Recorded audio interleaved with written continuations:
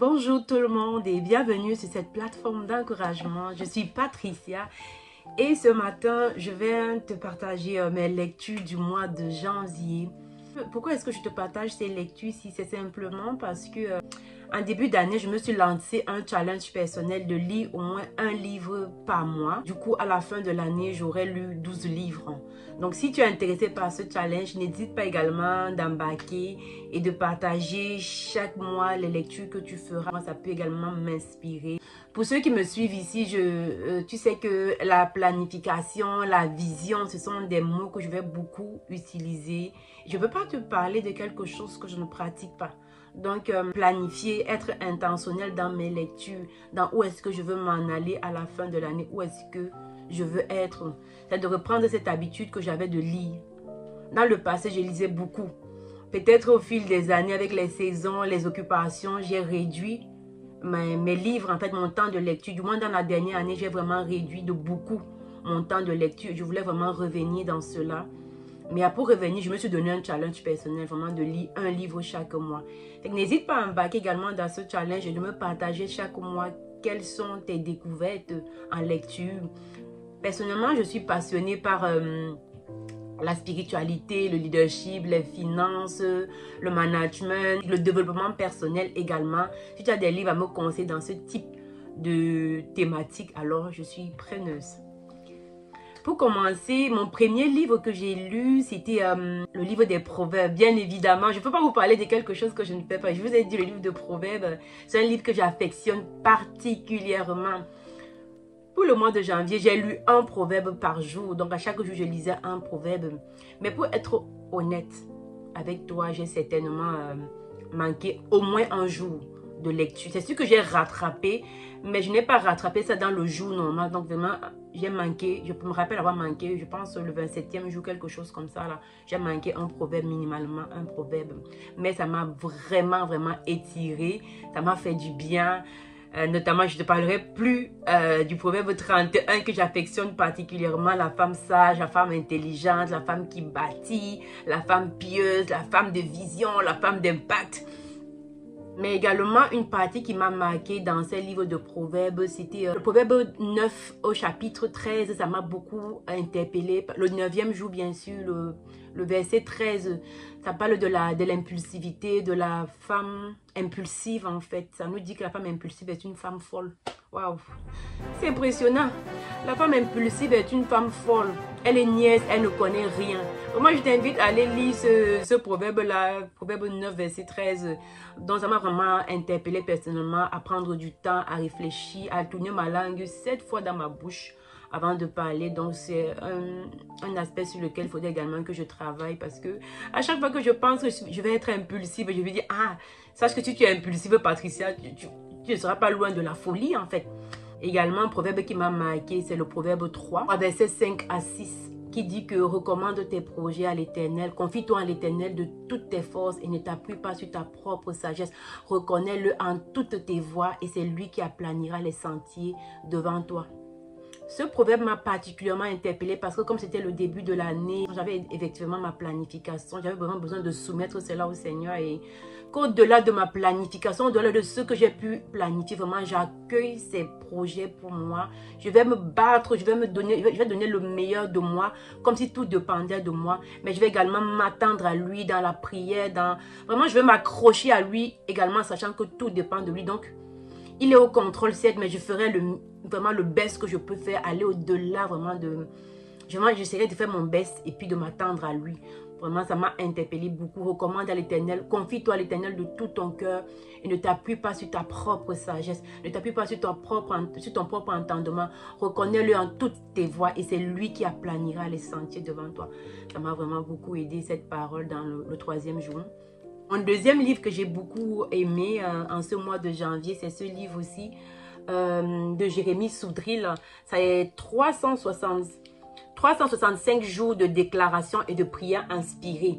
J'ai lu donc, c'est un livre qui te présente à chaque mois des prières, sous forme de déclaration. Donc pour le mois de janvier, j'ai lu toute la partie du mois de janvier. C'était juste extraordinaire.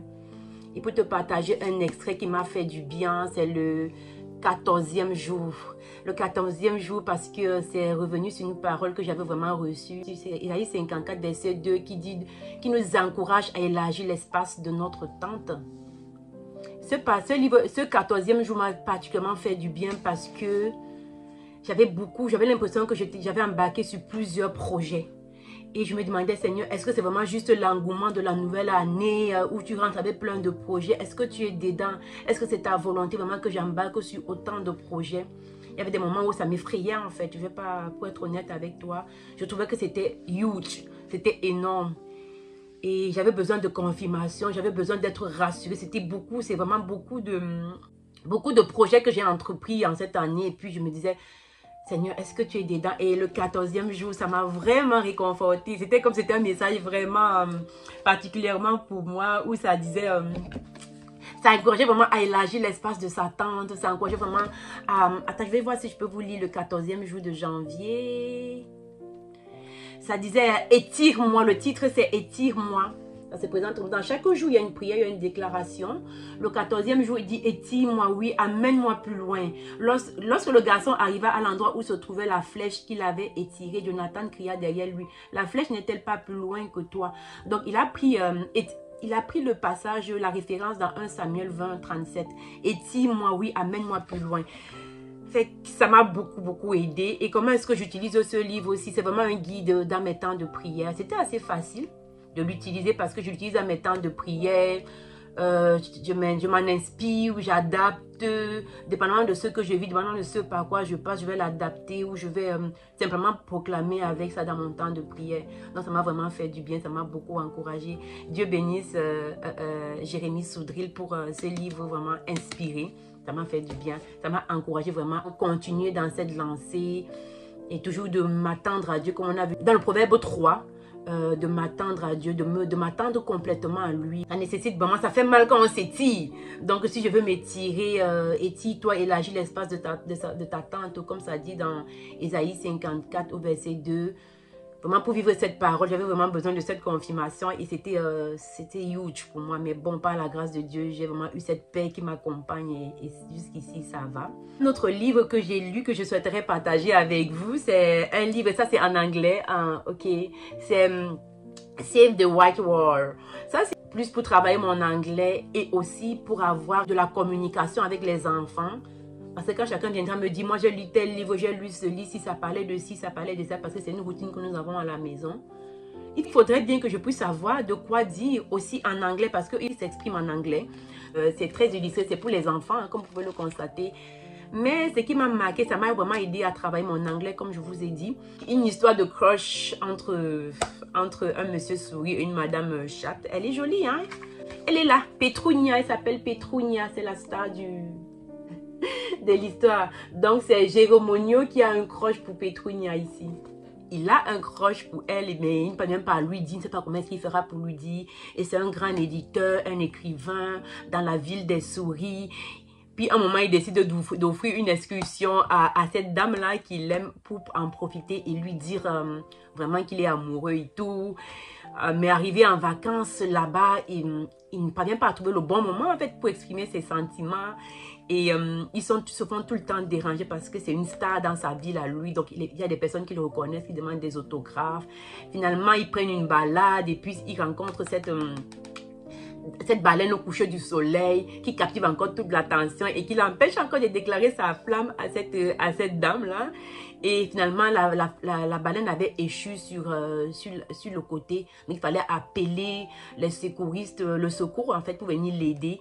Et il savait que cette dame, elle est vétérinaire. Je l'ai débuté en janvier. C'est manager au quotidien pour les nuls. Ça m'a vraiment fait du bien. Je n'ai pas encore terminé. Ok, je vais être sincère avec vous. Hein.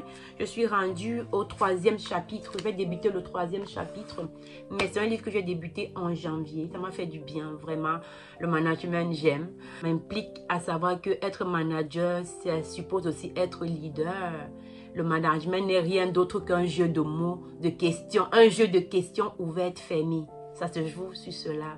Ça encourage également les parents à comprendre que Si tout le monde est manager, déjà il commence par expliquer que tout le monde est manager. Si tu as une famille à gérer, tu es manager de ta famille, c'est une équipe que tu gères. Si tu es au travail, tu peux être manager, mais déjà dans ta famille, tu es manager. Dans ta propre vie, tu es le manager de ta vie. Ça rejoint mon podcast, ma vie, mon entreprise, que j'ai, je mettrai le lien en bas d'infos pour ceux qui sont intéressés. Une partie qui m'a vraiment fait du bien, que je pourrais partager avec vous, ça parle de manager nos émotions et notre productivité. Waouh! Waouh! Donc, il faudrait que moi, Patricia, j'apprenne à manager mes émotions et ma productivité. Je dois être intentionnelle dans ce que je veux faire. Où est-ce que je veux m'en aller, même dans mes émotions. Ça nous parle de 6 étapes par lesquelles tu peux passer pour manager ces 2 aspects-là de ta vie.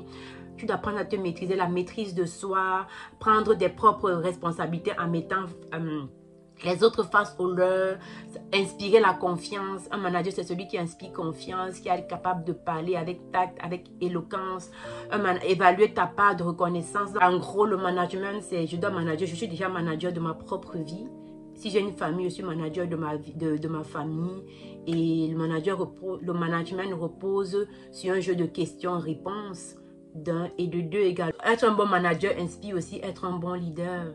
Un leader, c'est quelqu'un qui est capable de rassembler, ok? Donc, pour le mois de janvier, ce sont les livres que j'ai pu lire. J'espère vraiment par la grâce de Dieu à lire minimalement un livre par mois. Si tu rejoins ce challenge, n'hésite pas à partager également ou alors me suggérer en bas d'infos des livres que je pourrais lire qui pourraient m'accompagner, m'aider, m'édifier et m'encourager à élargir l'espace de ma tente également. Parce qu'une femme sage, c'est également une femme qui est intellectuelle, qui est capable de tenir une conversation, pas juste sur le plan spirituel, même dans le monde séculier, n'oublions pas, une femme sage doit impacter dans sa sphère d'impact. Si ta sphère d'impact est au milieu des avocats, alors tu dois avoir un discours qui va avec ton cadre, ok? Donc, il faut également élargir l'espace de notre connaissance. J'attends en commentaire les livres que vous aurez à me suggérer. Je suis preneuse.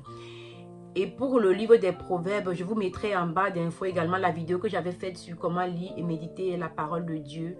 J'explique également comment on pouvait méditer les proverbes à chaque mois.